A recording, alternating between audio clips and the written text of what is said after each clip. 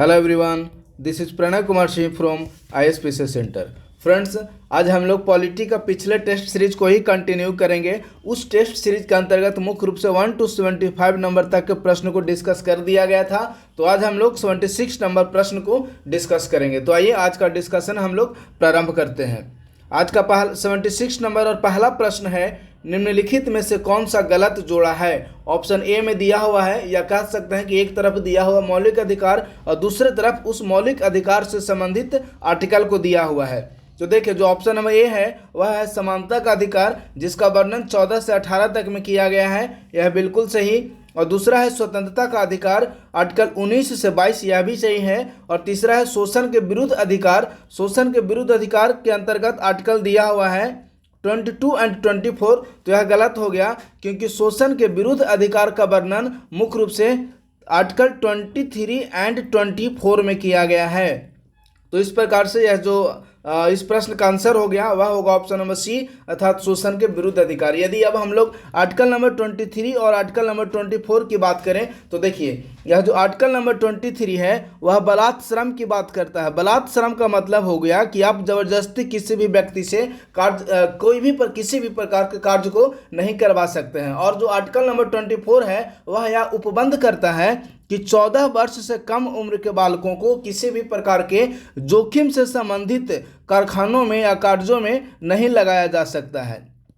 चलिए अब हम लोग 77 नंबर प्रश्न को डिस्कस करते हैं। तो देखिए, 77 नंबर प्रश्न है, भारतीय संविधान का निम्नलिखित में से कौन सा अनुच्छेद न्यायालय को मौलिक अधिकार का उल्लंघन करने वाले विधानमंडल द्वारा बनाए गए कानूनों की न्यायिक समीक्षा करने का अधिकार प्रदान करता है। अर्थात यह जो प्रश्न है वह स्पष्ट रूप से कह रहा है कि भारतीय संविधान का कौन सा आर्टिकल है या कौन सा अनुच्छेद है जो कि न्यायिक समीक्षा या जुडिशियल एक्टिविज्म का उपबंध करता है। तो देखिए, इस प्रश्न का जो आंसर होगा वह होगा ऑप्शन नंबर बी, अर्थात आर्टिकल 13, अनुच्छेद नंबर 13। इंडियन कॉन्स्टिट्यूशन में मुख्य रूप से 2 ऐसे आर्टिकल हैं जो कि जुडिशियल एक्टिविज्म का उपबंध करता है।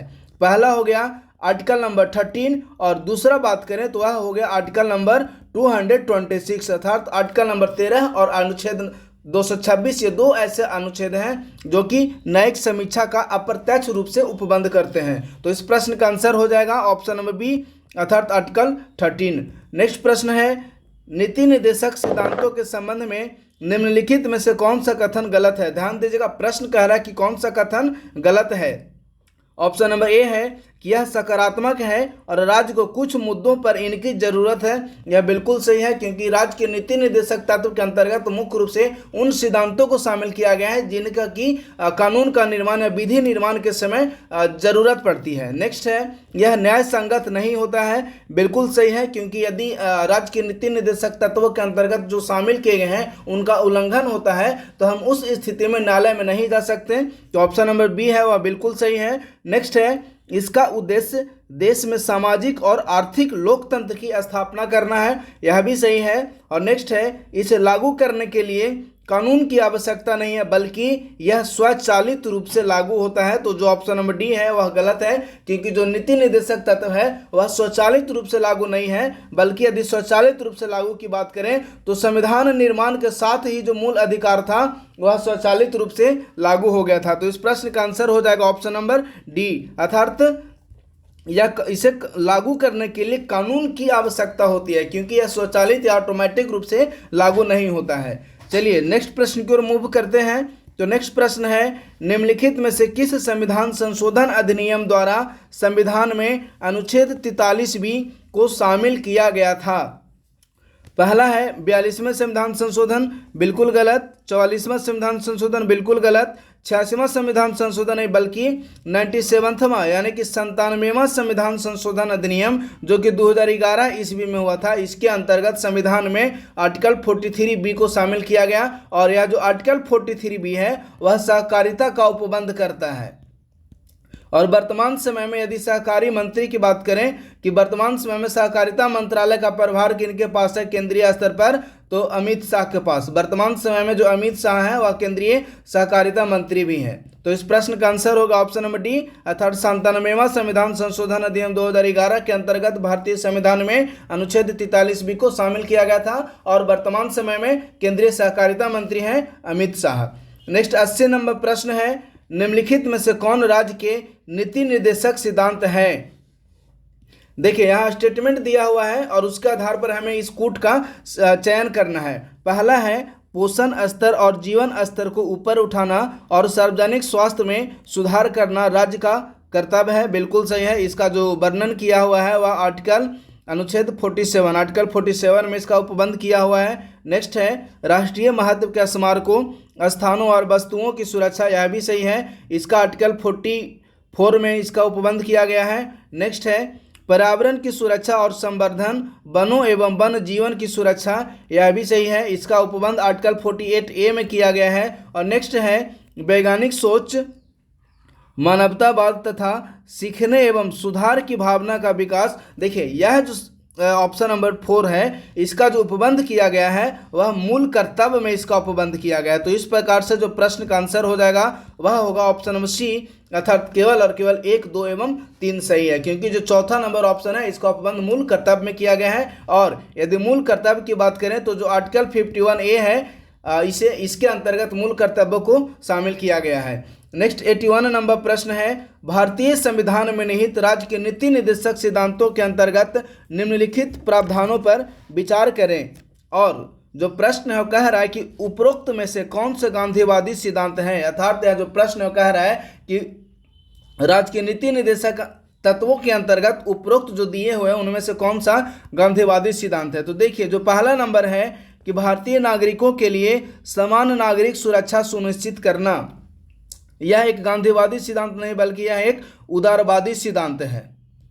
नेक्स्ट है ग्राम पंचायतों का एकीकरण, बिल्कुल सही, क्योंकि जो महात्मा गांधी थे वे हमेशा ही स्वशासन की अवधारणा पर बल दिए हैं। तो जो ऑप्शन दूसरा नंबर स्टेटमेंट है बिल्कुल सही है। और नेक्स्ट है ग्रामीण क्षेत्रों में कुटीर उद्योगों की बढ़ाना, यह भी सही है। और इसके अलावा जो नेक्स्ट ऑप्शन है कि सभी श्रमिकों के लिए पर्याप्त अवकाश और सांस्कृतिक अवसर सुनिश्चित करना, यह गांधीवादी अवधारणा नहीं है। ग्रामीण क्षेत्रों में कुटीर उद्योग, इसका वर्णन किया गया आर्टिकल 43 में। तो इस प्रश्न के अनुसार जो आंसर होगा वह होगा ऑप्शन नंबर सी, अर्थात केवल और केवल 2 एवं 3। नेक्स्ट प्रश्न है निम्नलिखित में से कौन मौलिक कर्तव्य नहीं है। ध्यान दीजिएगा, प्रश्न कह रहा है कि कौन मौलिक कर्तव्य नहीं है।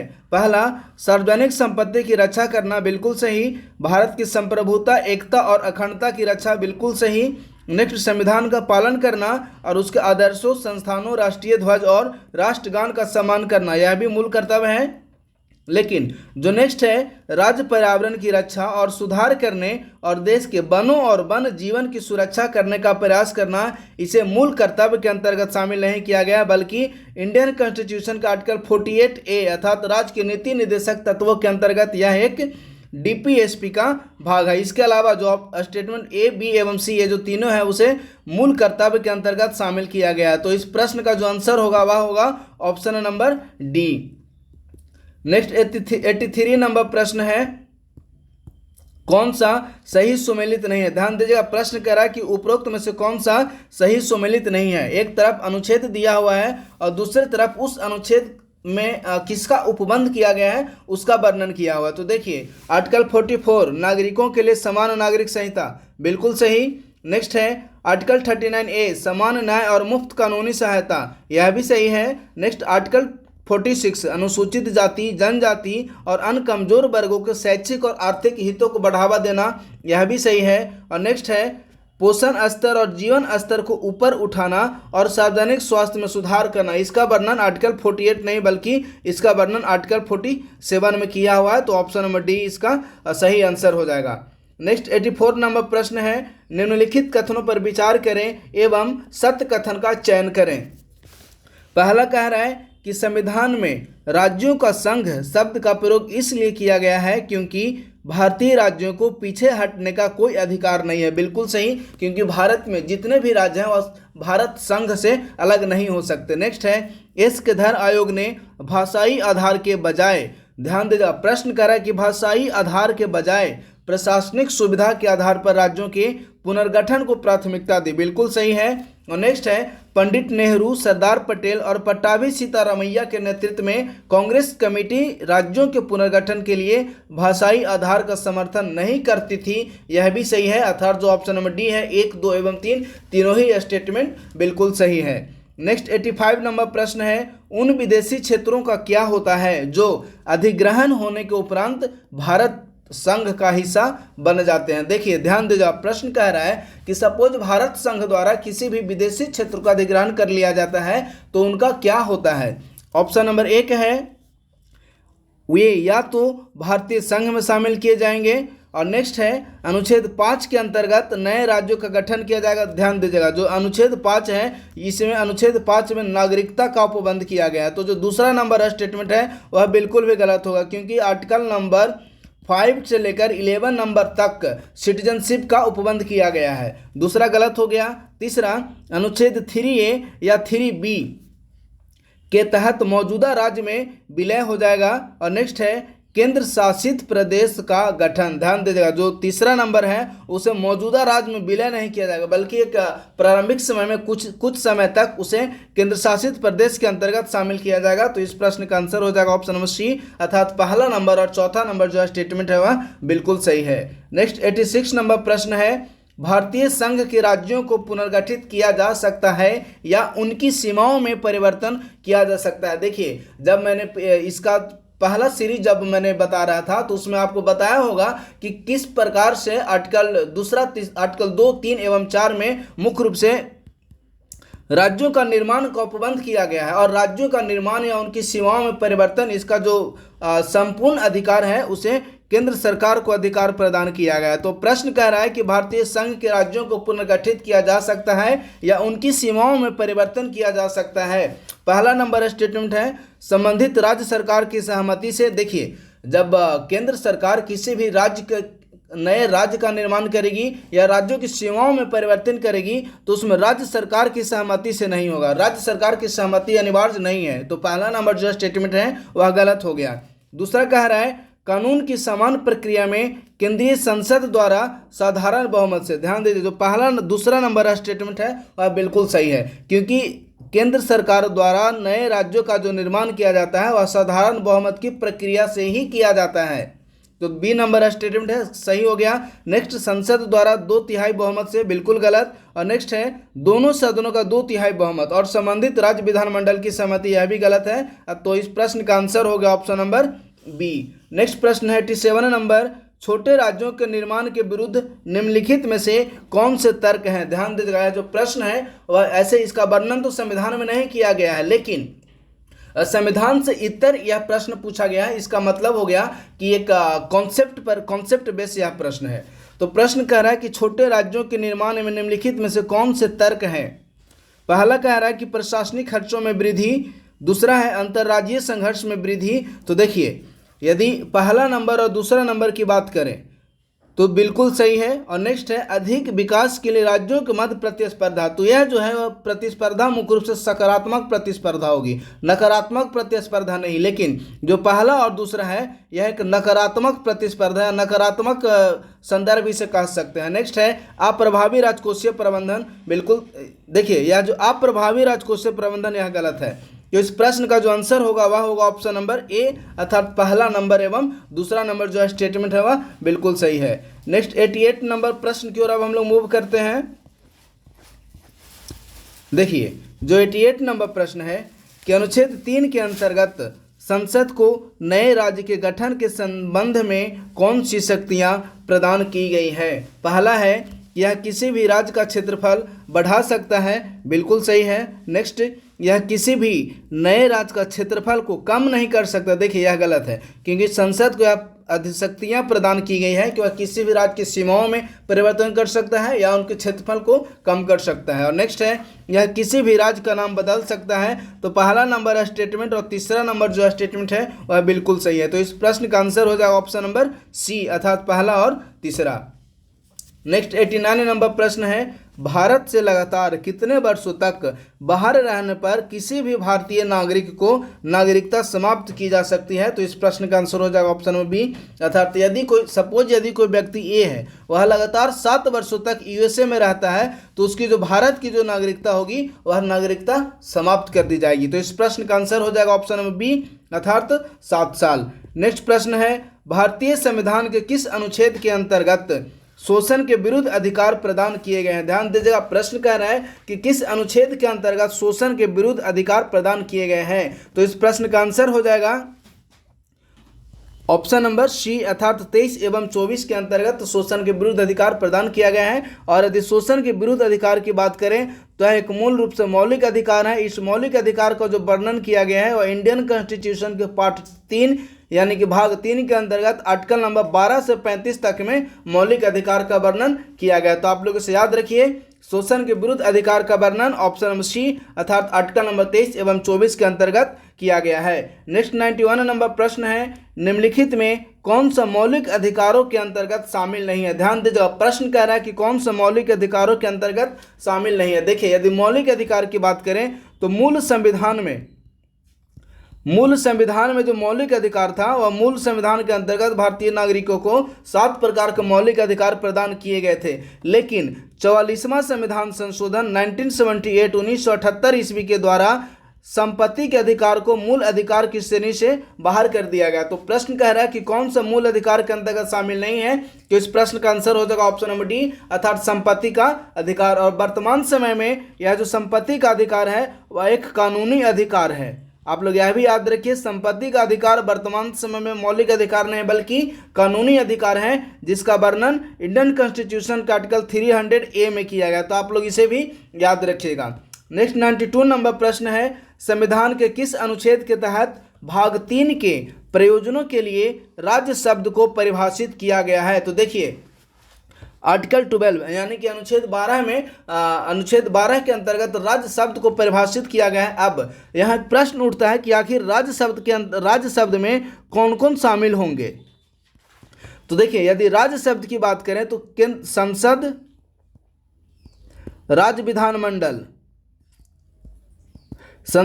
विधानमंडल, इसके अलावा स्थानीय प्राधिकारी, जितने भी भारत या राज्यों में स्थानीय प्राधिकारी हैं वे, और इसके अलावा जो अन्य प्राधिकार हैं, अन्य प्राधिकार के अंतर्गत जैसे जो केंद्रीय एजेंसियां हो गई या LIC, ONGC ये सब हो गया, उसे राज्य के अंतर्गत शामिल किया गया। तो प्रश्न कह रहा है कि संविधान के किस अनुच्छेद के अंतर्गत भाग 3 के प्रयोजनों के लिए राज्य शब्द को परिभाषित किया गया है? तो इसका आंसर हो जाएगा ऑप्शन नंबर बी, अर्थात अनुच्छेद नंबर 12। नेक्स्ट 93 नंबर प्रश्न है कि किस संवैधानिक संशोधन अधिनियम द्वारा संपत्ति के मौलिक अधिकार को कानूनी अधिकार बना दिया गया? देखिए, अभी मैंने बताया था कि 44वां संविधान संशोधन अधिनियम 1978 द्वारा संपत्ति के अधिकार को मूल अधिकार की श्रेणी से हटाकर अनुच्छेद 300A में शामिल कर दिया गया, और यह जो संपत्ति के अधिकार है उसे कानूनी अधिकार का दर्जा प्रदान किया गया। तो इसका आंसर हो जाएगा ऑप्शन नंबर डी। नेक्स्ट है, किस संवैधानिक संशोधन अधिनियम द्वारा सहकारी समितियों को अनुच्छेद 19 के अंतर्गत शामिल किया गया? ध्यान दीजिएगा, प्रश्न कह रहा है कि किस संवैधानिक संशोधन अधिनियम द्वारा सहकारी समितियों को अनुच्छेद 19 के अंतर्गत शामिल किया गया? तो 97वां संविधान संशोधन अधिनियम जो कि 2011 ईस्वी में हुआ था, इसके अंतर्गत सहकारी समितियों को अनुच्छेद 19 के अंतर्गत, ध्यान दीजिएगा, अनुच्छेद 19(1)(c) के अंतर्गत इसे मौलिक अधिकार का दर्जा प्रदान कर दिया गया है। और इससे संबंधित यदि आर्टिकल की बात करें तो है आर्टिकल नंबर 43B,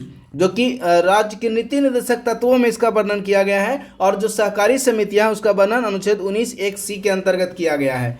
नेक्स्ट प्रश्न है, निम्नलिखित में से किसने संवैधानिक उपचारों के अधिकार को संविधान की आत्मा कहा? तो यह तो बहुत आसान प्रश्न है, इसका आंसर हो जाएगा ऑप्शन नंबर बी, अर्थात भीमराव अम्बेडकर ने संवैधानिक उपचारों के अधिकार को संविधान की आत्मा कहा है। नेक्स्ट 96 नंबर प्रश्न है, सरदार स्वर्ण सिंह समिति ने कितने मौलिक कर्तव्यों की सिफारिश की थी? तो देखिए, जब सरदार स्वर्ण सिंह समिति का गठन किया गया था तो उस समिति ने मुख्य रूप से 8 मौलिक कर्तव्यों की सिफारिश की थी। लेकिन जब 1900 यह जो सरदार स्वर्ण सिंह समिति है इसका गठन 1976 ईस्वी में किया गया था, और जब 1976 ईस्वी में ही जब 42वां संविधान संशोधन हुआ, 42वां संविधान संशोधन के अंतर्गत मूल कर्तव्य संविधान में शामिल किए गए, और उस समय जब संविधान में शामिल किए गए तो मूल कर्तव्यों की संख्या कितनी थी? 10। लेकिन 2010 ईस्वी में जब शिक्षा का अधिकार को मौलिक कर्तव्य की श्रेणी से हटाकर मूल अधिकार में शामिल कर दिया गया, तो अब मूल कर्तव्य इसके अंतर्गत वर्तमान समय में जो मूल कर्तव्य है वह 11 वर्तमान समय मूल कर्तव्य है। तो आप लोग इसे याद रखिए, वर्तमान समय में मूल कर्तव्य 11 है, लेकिन जब 42वां संविधान संशोधन द्वारा शामिल किया गया था तो उस समय मूल कर्तव्य की संख्या 10 थी, लेकिन सरदार स्वर्ण सिंह समिति ने मूल कर्तव्यों की संख्या 8 बताई थी। चलिए अब 97 नंबर प्रश्न की ओर हम लोग मूव करते हैं। तो देखिए 97 नंबर प्रश्न है कि किस संवैधानिक संशोधन अधिनियम द्वारा यह मौलिक कर्तव्य में जोड़ा गया कि 6 से 14 वर्ष के बच्चों को शिक्षा के अवसर प्रदान करना उनके माता पिता या अभिभावकों का कर्तव्य है? तो इसका आंसर हो जाएगा ऑप्शन नंबर सी, अर्थात 86वां संविधान संशोधन अधिनियम 2002। नेक्स्ट प्रश्न है, निम्नलिखित में से कौन सी रीट अधीनस्थ न्यायालयों या न्यायाधिकरणों के विरुद्ध कार्यवाही पर रोक लगाने के लिए जारी की जाती है? तो वर्तमान समय में यदि बात करें तो मुख्य रूप से 5 प्रकार के रीट हैं जो कि सर्वोच्च न्यायालय या हाईकोर्ट, उच्चतम न्यायालय या उच्च न्यायालय द्वारा जारी किए जाते हैं, और इन रीट का वर्णन इंडियन कॉन्स्टिट्यूशन का आर्टिकल 32 में किया गया है। और इस जो अनुच्छेद 32 है उसे भीमराव अंबेडकर ने संविधान की आत्मा कहा है। तो आप लोग इसे भी याद रखिए, अनुच्छेद 32 को ही भीमराव अंबेडकर ने संविधान की आत्मा कहे हैं। अब प्रश्न है कि कौन सी रीट अधीनस्थ न्यायालयों या न्यायाधिकरणों के विरुद्ध कार्यवाही पर रोक लगाने के लिए जारी की जाती है? तो इसका आंसर हो जाएगा प्रतिषेध, अर्थात option number C. Next 99 number प्रश्न है, निम्नलिखित में से किस रीट के द्वारा सर्वोच्च न्यायालय अधीनस्थ न्यायालयों या अर्ध न्यायिक निकायों में लंबित मामलों की समीक्षा करता है? तो देखिए, उत्प्रेषण ऐसा रीट है जिसके अंतर्गत सर्वोच्च न्यायालय अपने अधीनस्थ न्यायालयों में लंबित मामलों की समीक्षा करता है। तो इस प्रश्न का आंसर हो जाएगा option number B. Next 100 number प्रश्न है कि जब मार्शल लॉ लागू हो तो निम्नलिखित में से किस अनुच्छेद के तहत संसद मार्शल लॉ के तहत किए गए कार्यों को वैध घोषित कर सकती है? तो इसका आंसर हो जाएगा ऑप्शन नंबर सी, अर्थात आर्टिकल 34। यह जो आर्टिकल 34 है वह मौलिक अधिकार का भाग है, क्योंकि मौलिक अधिकार के अंतर्गत मुख्य रूप से अनुच्छेद 12 से लेकर 35 तक को शामिल किया गया है। मौलिक अधिकार की यदि बात करें तो मौलिक अधिकार का वर्णन इंडियन कॉन्स्टिट्यूशन के पार्ट 3 में किया गया है। 101 नंबर प्रश्न है, भारतीय संविधान का कौन सा अनुच्छेद निवारक निरोध पद्धति के संबंध में उपबंध करता है? तो देखिए, यदि निवारक निरोध की बात करें तो जो आर्टिकल नंबर 22 है वह निवारक निरोध की बात करता है। इसी निवारक निरोध के अंतर्गत मिका, टाडा एवं पोटा जैसे उपबंध शामिल किए गए थे।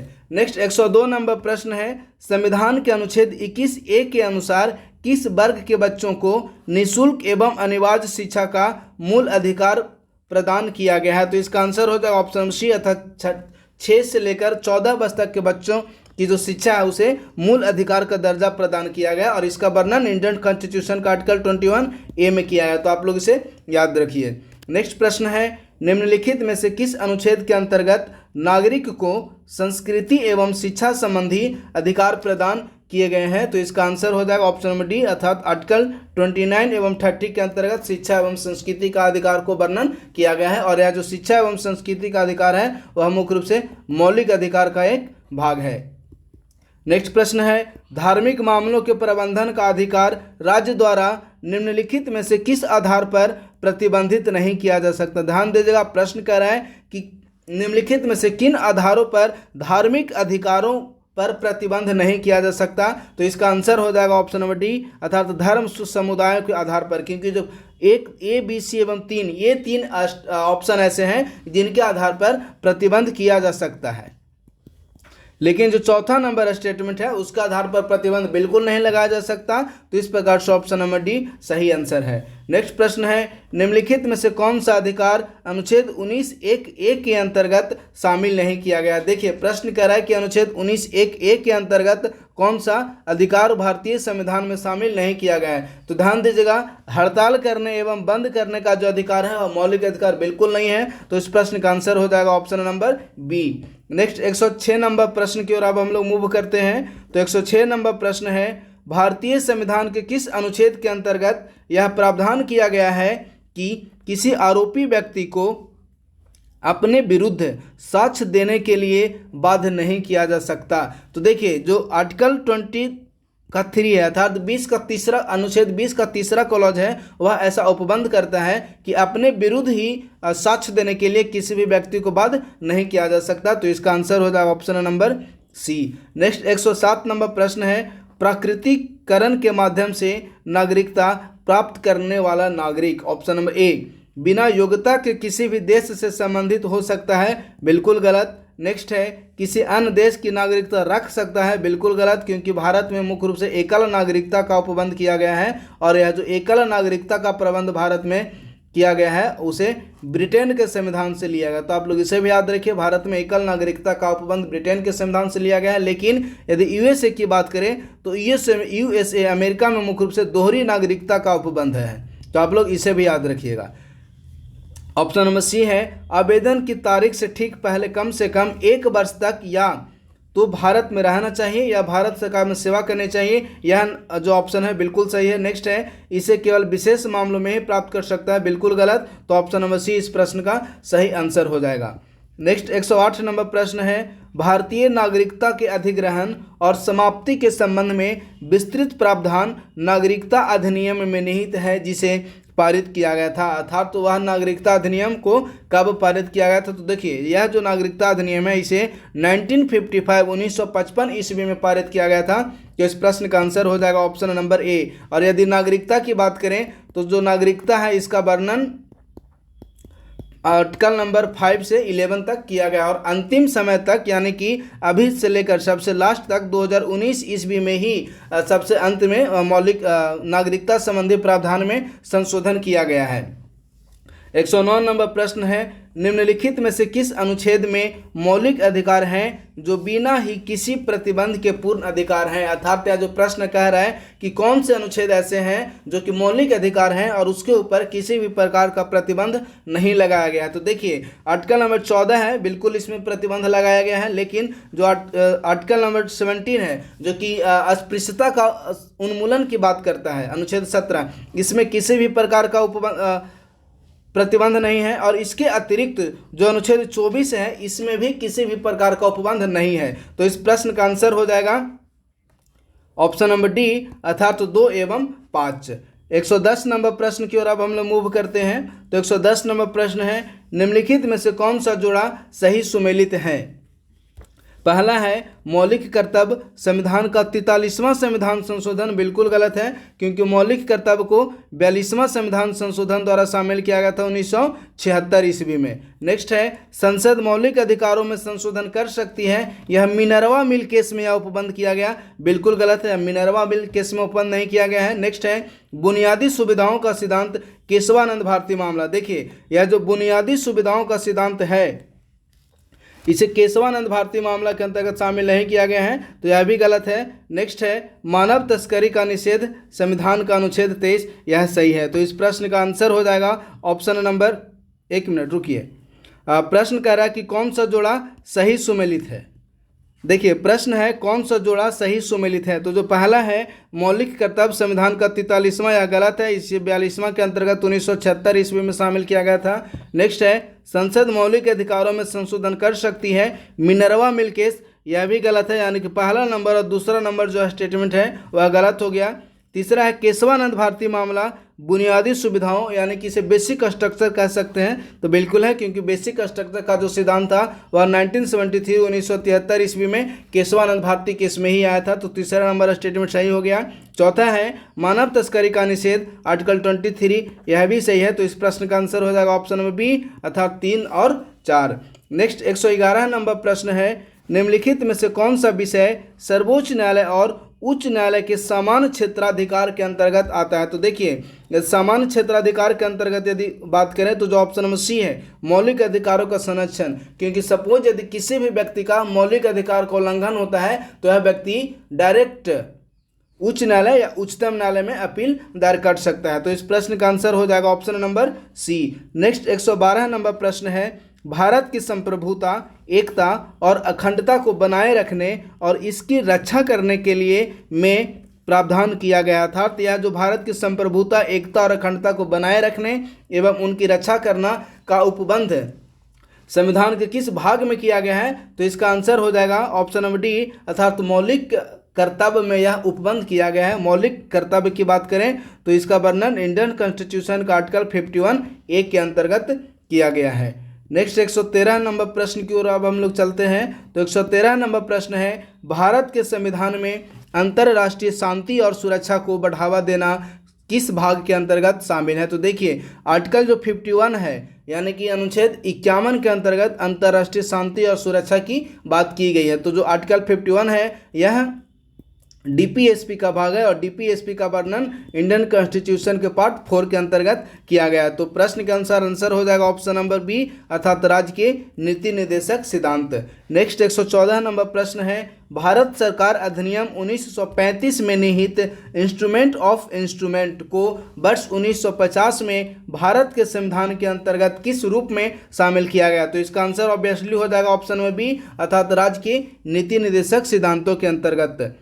नेक्स्ट 115 नंबर प्रश्न है, भारत के संविधान के अंतर्गत निम्नलिखित में से कौन सा मौलिक कर्तव्य नहीं है? ध्यान दीजिएगा, प्रश्न कह रहा है कि कौन सा मौलिक कर्तव्य नहीं है। पहला, सार्वजनिक चुनावों में मतदान करना। देखिए मतदान करना ऐसा कोई उपबंध नहीं किया गया है, तो जो ऑप्शन नंबर ए है वह गलत हो गया। तो प्रश्न कह रहा है कि कौन सा मौलिक कर्तव्य नहीं है, तो इस प्रश्न का आंसर हो जाएगा option number A. Next 116 number प्रश्न है, भारत के संविधान के अनुसार निम्नलिखित में से कौन देश के शासन के लिए मौलिक तत्व हैं? तो इस प्रश्न का आंसर हो जाएगा ऑप्शन नंबर सी, अर्थात राज्य के नीति निर्देशक तत्व। राज्य के नीति निर्देशक तत्व के अंतर्गत ही भारतीय संविधान में उन प्रावधानों को इंगित किया गया है जिसका कि विधि का निर्माण या कानून का निर्माण के समय इन तत्वों का सहायता लिया जाता है। नेक्स्ट 117 नंबर प्रश्न है, राष्ट्रीय हरित हाइड्रोजन मिशन के संदर्भ में। तो देखिए 117 नंबर प्रश्न से अब करंट स्टार्ट हो रहा है, तो करंट हम लोग बाद में डिस्कशन करेंगे जब करंट का एक टॉपिक हम लोग स्टार्ट करेंगे